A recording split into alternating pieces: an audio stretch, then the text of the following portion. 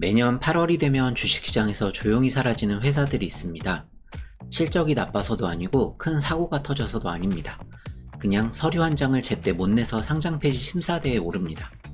그 서류 이름이 반기보고서입니다.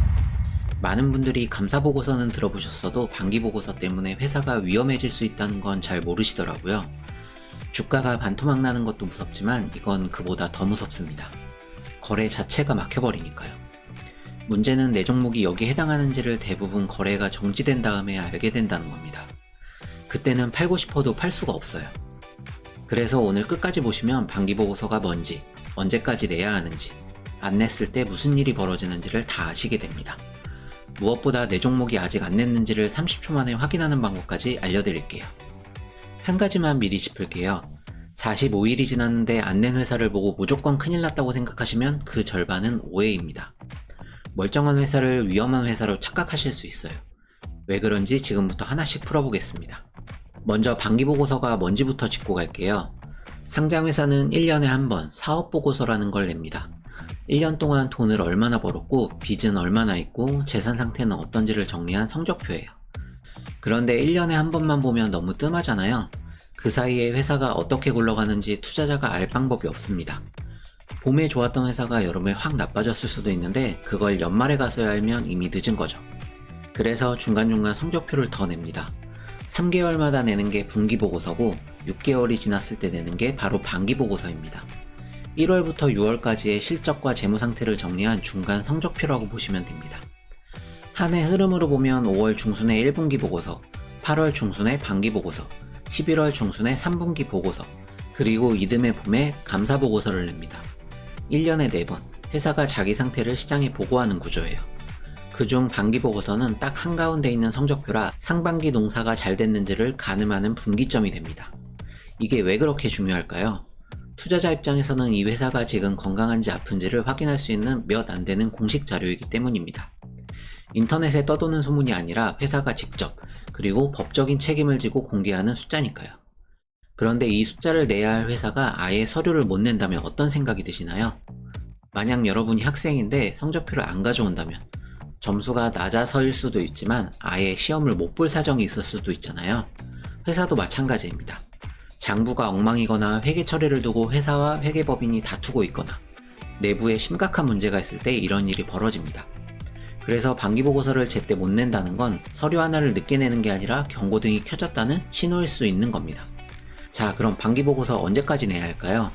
반기가 끝나는 6월 30일로부터 45일 안에 내야 합니다. 날짜로 계산하면 8월 14일이에요. 12월에 결산하는 회사들, 그러니까 우리가 아는 대부분의 상장회사가 여기 해당합니다. 여기까지만 들으면 참 간단해 보이죠? 8월 14일까지 안 내면 문제다, 이렇게요. 그런데 여기에 아주 중요한 예외가 하나 숨어 있습니다. 이걸 모르면 멀쩡한 회사를 오해하게 되고 반대로 이걸 알면 남들보다 공시를 훨씬 정확하게 읽으실 수 있습니다. 첫 번째로 아까 예고한 그 예외부터 풀어보겠습니다. 바로 60일 특례인데요. 어떤 회사들은 45일이 아니라 60일까지 낼 수 있어요. 그럼 누가 이 혜택을 받을까요? 연결재무제표를 처음 만드는 회사입니다. 말이 좀 어렵죠? 쉽게 풀어드릴게요. 혼자 사업하던 회사가 올해 작은 회사 하나를 사들여서 자회사로 두었다고 해봅시다. 그러면 이제부터는 내 회사 숫자만 정리하는 게 아니라 자회사 숫자까지 다 합쳐서 하나의 성적표로 만들어야 합니다. 이걸 연결재무제표라고 불러요. 여러 회사를 하나로 연결해서 본다는 뜻이죠. 그런데 이게 처음 해보면 손이 정말 많이 갑니다. 남의 회사 장부까지 넘겨받아서 겹치는 거래를 걸러내고 하나로 합쳐야 하니까요. 그래서 법에서 배려를 해줍니다. 연결재무제표를 처음 만드는 그 해와 그 다음 해까지 딱 2년 동안은 45일이 아니라 60일까지 시간을 줍니다. 익숙해질 때까지 여유를 주는 거죠. 특히 새로 상장한 회사들이 여기 많이 해당해요. 상장하면서 연결 성적표를 처음 만드는 경우가 흔하거든요. 실제로 지난 반기 시즌에도 8월 말이 다 되어서 반기보고서를 낸 회사들이 있었는데 상당수가 그 해에 새로 상장했거나 자회사를 새로 갖게 된 회사들이었습니다. 이 회사들은 늦게 낸 게 아니라 원래 60일까지 시간이 있었던 거예요.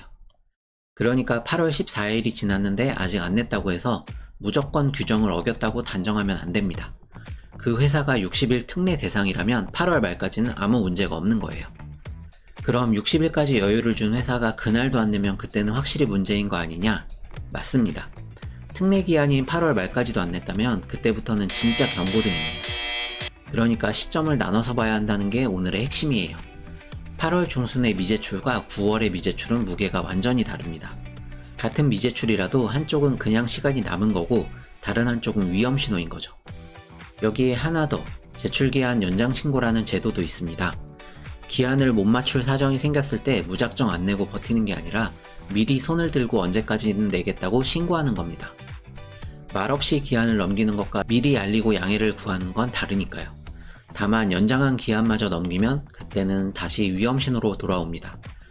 두 번째로 여기서 많은 분들이 헷갈리는 걸 하나 바로잡고 갈게요. 반기보고서는 감사를 받을까요? 정답은 감사가 아니라 검토를 받습니다. 연말에 내는 사업보고서는 회계법인이 아주 깐깐하게 들여다봅니다. 증거자료를 요구하고 창고에 재고가 진짜 있는지 직접 세어보기도 해요. 이걸 감사라고 합니다. 그런데 반기보고서는 1년의 중간 성적표잖아요. 매번 그렇게 깐깐하게 다 보면 회사도 회계법인도 감당이 안 됩니다. 그래서 그보다 가벼운 수준으로 보고 이걸 검토라고 부릅니다. 감사가 정밀 건강검진이라면 검토는 간단한 문진 정도라고 생각하시면 됩니다. 둘 다 의사가 보는 건 맞는데 들여다보는 강도가 다른 거죠. 여기서 꼭 구분하실 게 있어요. 적정, 한정, 부적정, 의견거절이라는 감사 의견 4가지를 들어보셨을 거예요. 가장 좋은 게 적정이고 마지막 의견거절은 회계법인이 아예 판단을 못하겠다고 손을 든 겁니다. 그래서 적정이 아닌 의견거절이 나오면 상장폐지 심사로 직행할 수 있죠. 그런데 이 4가지는 연말 감사보고서에 나오는 이야기입니다.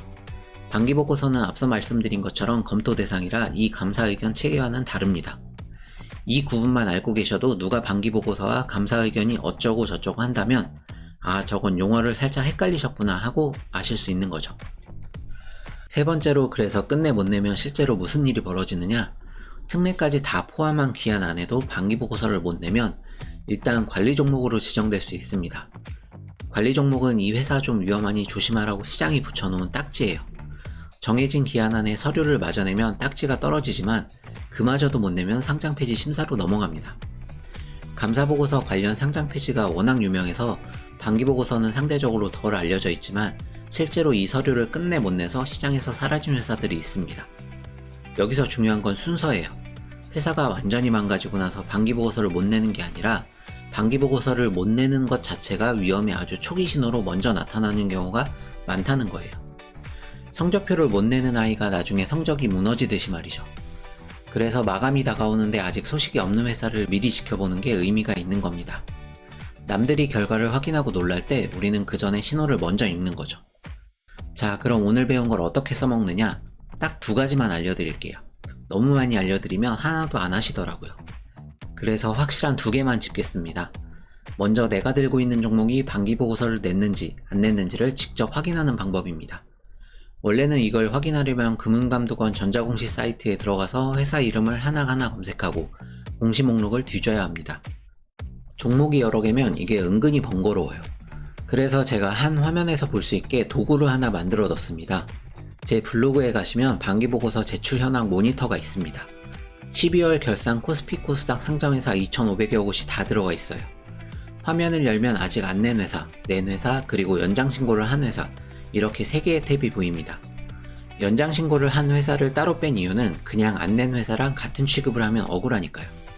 검색창에 내 종목 이름을 치면 이 회사가 냈는지 안 냈는지 바로 나옵니다. 각 회사 옆에는 작년에 언제 냈는지도 같이 표시해뒀어요. 작년에 8월 초에 냈던 회사가 올해 8월 중순까지 조용하다면 한 번쯤 눈여겨볼 만한 거죠. 영상 설명 하단에 링크 걸어놨으니까 꼭 방문해보세요. 이 도구를 볼 때 딱 하나만 기억하시면 됩니다.